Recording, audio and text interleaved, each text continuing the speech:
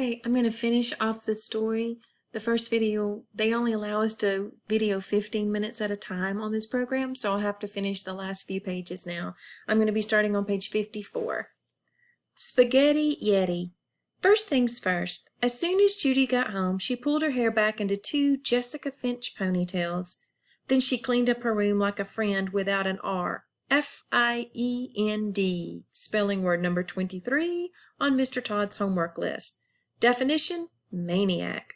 She huffed and puffed, picking up books and games and art supplies and stuffed animals.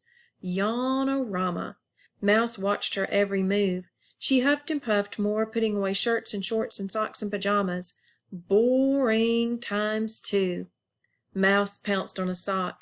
Give it! It's not playtime, Mouse. I wish. She even tossed her finger knitting into the closet. Jessica Finch was cuckoo for coconuts if she thought cleaning your room could put you in a good mood. Next, Judy did her this week homework. Read, read, read, spell, spell, spell, multiply, divide, done. Doing her homework on time did not put her in a good mood. Now what, Mouse? Judy asked. She checked her notebook. Eureka! She, Judy Moody, had an idea. Judy dug and dug like a badger to the way back of her closet. She pulled out her last year Christmas presents. Under the hand-knitted dancing mouse sweater from Grandma Lou was a present from Nana and Gramps in California. It was not a way cool make-your-own gum kit.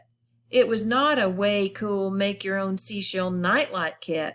It was a make-your-own lip gloss kit. Cotton candy, chocolate, cupcake. Double exclamation point. Last Christmas, Judy would not have been caught dead wearing smelly lip gloss, but that was before the Jessica experiment. She had to try it now, in the name of good moods. Judy did not want to mess up her clean room, so she messed up the bathroom instead. Warm water, sticky hands, smelly flavor, and voila! Cupcake lip gloss. Mwah, mwah! Judy looked in the mirror and smacked her lips. Yum, yum! She licked her lips.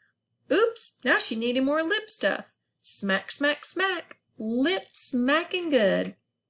Cupcake lip stuff did put her in a bit of a better mood. Who knew? Judy went back to her room. Sing a song of tuna fish. Her finger knitting chain snaked and snarled out the closet door, up, over, and around the doorknob, across the dresser, and onto the floor, where Mouse was curled up sleeping on a heap of it. Judy tugged an N out from under Mouse. Who yarn-bombed my clean room, Mouse? She said. Don't even try to say it was Stink.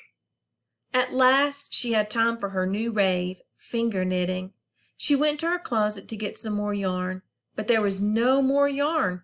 Not one ball, not one skein, not even a snippet. She was O-U-T out. Judy ran downstairs. Mom, Mom, can we go to Bullseye? It's a yarn emergency.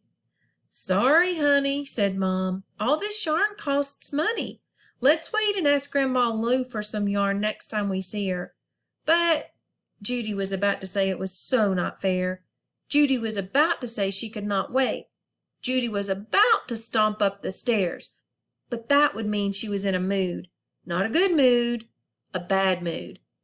Judy dashed back upstairs. Her frowny-faced mood pillow glared at her. It was only GM day number 1, good mood day number 1. Judy had to be stomp-free for the rest of the week. This being in a good mood and all the time sure was not as easy-peasy mac and cheesy as it looked.